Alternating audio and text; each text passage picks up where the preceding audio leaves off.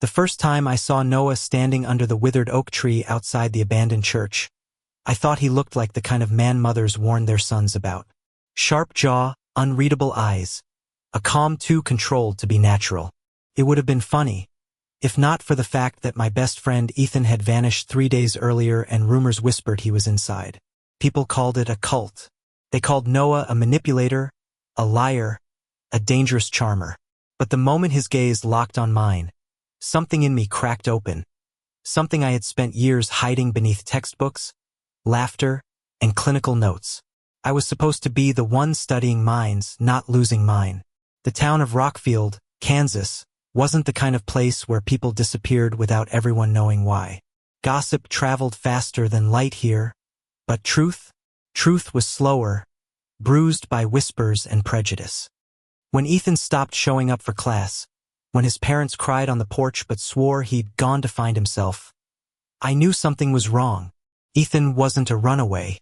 He was loyal, the kind of friend who stayed until the last shot of tequila, who carried my drunk body home without complaint, who once told me that I deserved love even when I laughed it off. Now he was gone, and the cult was the only lead. I remember the night clearly. My beat-up Honda Civic rattled down the dirt road toward the church, headlights cutting through the thick rural dark. The wooden structure loomed ahead, its steeple broken, windows boarded, but faint golden light pulsed through the cracks. I parked, heart pounding, and stepped out. That's when I saw him. Noah. Tall, commanding without trying, his silhouette haloed by the glow inside. He didn't move when I approached, didn't flinch when I demanded answers. Ethan, I said, my voice breaking harder than I meant. Where is he? He studied me like I was an equation, like every twitch of my face was data he could decode. Then he smiled soft, almost regretful. Inside, he said. But if you walk through those doors, you don't come back the same. It should have terrified me. It should have sent me running. But something about the weight in his words, the sincerity beneath the warning, pulled me closer. I stepped inside. The air was heavy with incense and whispers. Dozens of faces turned, young and old, eyes glowing with a mix of reverence and fear. Ethan was there, sitting among them, his gaze distant, like he'd been hollowed out. Relief surged through me, but when I tried to reach him, 2 men blocked my way. Noah's voice cut through the silence. Let him pass. And just like that, I was allowed to kneel beside my best friend. His hand was warm, but limp. His lips parted as though to speak, but nothing came. My chest tightened. What did you do to him? I demanded, looking up at Noah. He didn't answer. Not with words, anyway.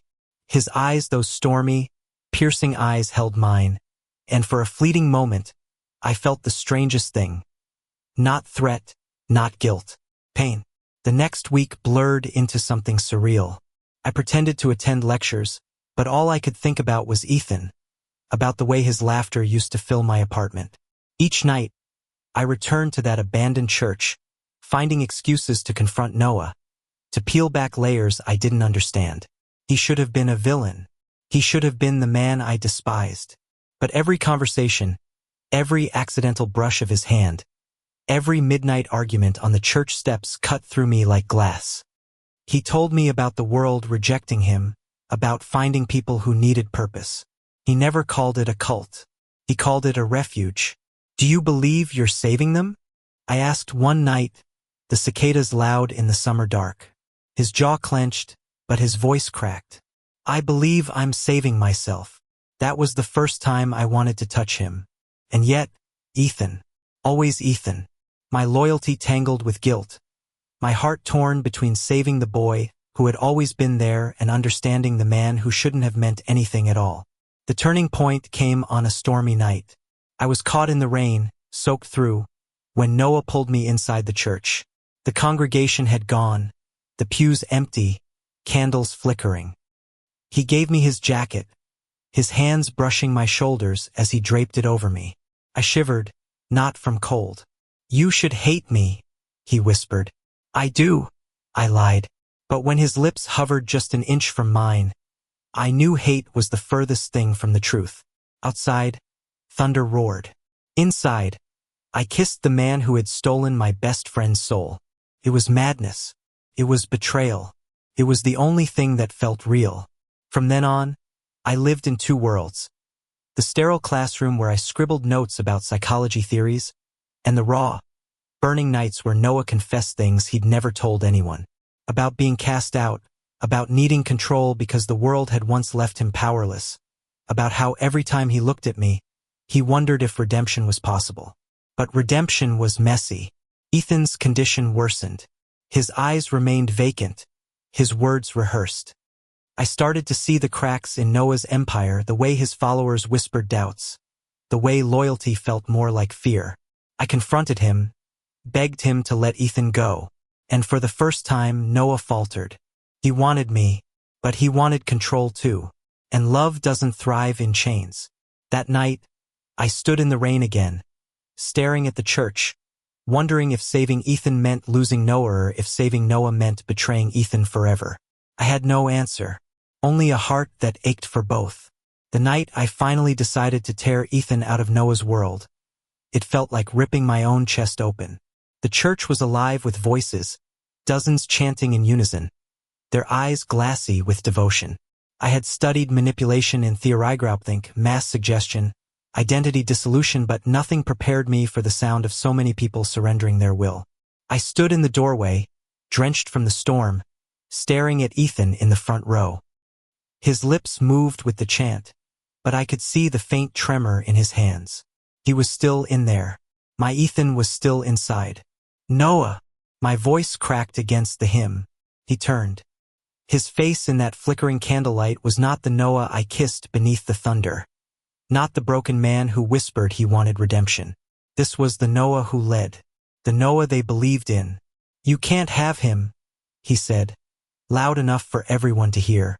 Anger flared through me. He was never yours to keep. For a long moment, it was only us, staring across a gulf filled with believers. And then, quietly, too quietly for anyone but me, Noah added, "Neither were you." My chest tightened. He was right. I had given myself to him freely. That made everything so much worse. The congregation shifted, restless, sensing the fracture. One man shouted, "Throw him out!" Another, "He's poison." But then Ethan rose. Slowly, shakily, he stood, turning toward me. His voice trembled. "Liam!" My throat nearly collapsed. That was the first time he had said my name in weeks. I pushed forward, heart pounding. Two men moved to block me, but Noah lifted a hand. "Let him through." I reached Ethan and grabbed his hand, clutching it like a lifeline. He blinked, dazed, confused, but there was something in his eyes now, fear, recognition, maybe hope. I looked at Noah. "Let him go." Noah's mask cracked. His jaw clenched, his eyes burning with everything he couldn't say in front of them. I knew then what it cost him to release control. He wasn't just giving up Ethan, was giving up the image that held this entire group together. "No," one woman hissed. "He can't leave." The crowd's murmur rose into shouts, panic trembling through the air. And that's when it happened. Noah stepped down from the altar, his eyes never leaving mine, and said, "If you want him, take him, but take me too." The church erupted. Screams, accusations, betrayal bleeding through the walls. They called him traitor, false prophet, weak. Some surged forward in anger, others broke down in sobs. The fragile illusion of unity shattered in seconds. I didn't think, I just acted. I grabbed Ethan's arm, reached for Noah's hand, and together we ran. Through the church doors, into the rain, down the muddy road until our lungs screamed. Behind us, chaos roared. Ahead of us, only darkness. When we finally collapsed beneath the skeletal oak tree, the three of us gasping for air, Ethan clutched my shirt and sobbed. Noah sat beside us, silent, his chest heaving. "You ruined everything," Ethan whispered through tears. "But thank you." I held him close, my own tears mixing with the rain. Over his head, I looked at Noah. He stared at the horizon, jaw tight, shoulders heavy. For the first time, he looked small, not a leader, not a savior. Just a man who chose love over power. The days that followed were brutal. The cult splintered, some fleeing, others lashing out. We had to hide in motels, survive on vending machine snacks and silence. Ethan's recovery was slow. His laughter came back in fragments. His mind still fragile. He had nightmares, woke screaming about voices and chains. And Noah, he carried his guilt like armor. Some nights, I caught him staring at the ceiling, eyes hollow. He never asked for forgiveness. He didn't believe he deserved it. But in the quiet moments, when Ethan slept and it was just us, he would take my hand beneath the sheets, press it to his lips and whisper, "You make me want to be better."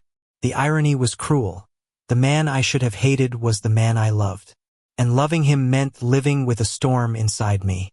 One night, weeks later, we sat on the hood of my Civic in an empty parking lot, neon from a roadside diner flickering nearby. Ethan was inside, finally eating like himself again. The air was cool, the stars sharp above us. Noah lit a cigarette.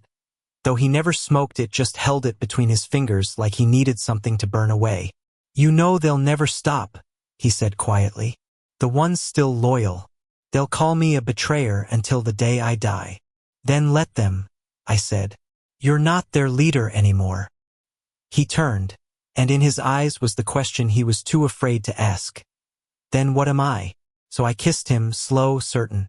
When I pulled back, I whispered, "You're mine." For the first time, he smiled without shadows. Ethan came out then, wiping his mouth with a napkin, rolling his eyes at us. "If you're gonna make out in public, at least buy me another pie first."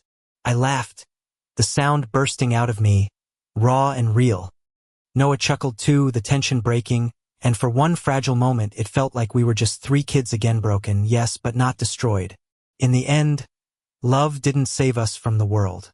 The world still looked at us with suspicion, still whispered about the cult, about the scandal. But love gave us something else, the courage to survive it together. Ethan healed, slower than I wished, but every smile was a victory. Noah found work under a false name, rebuilding his life from ashes. And me? I wrote it all down, every memory, every heartbreak, every kiss in the rain. Not to romanticize it, but to remember. Because love, the kind we found in the unlikeliest place, wasn't about perfection. It was about defying the fate others tried to write for us. And as I stood one morning on the porch of our small rented house, watching Ethan laugh at some stupid TV show and Noah hand him coffee with that reluctant affection he always denied, I realized something. I hadn't just saved Ethan. I hadn't just loved Noah. We had saved each other. Thank you for listening. Don't forget to like and subscribe to stay updated with the latest videos.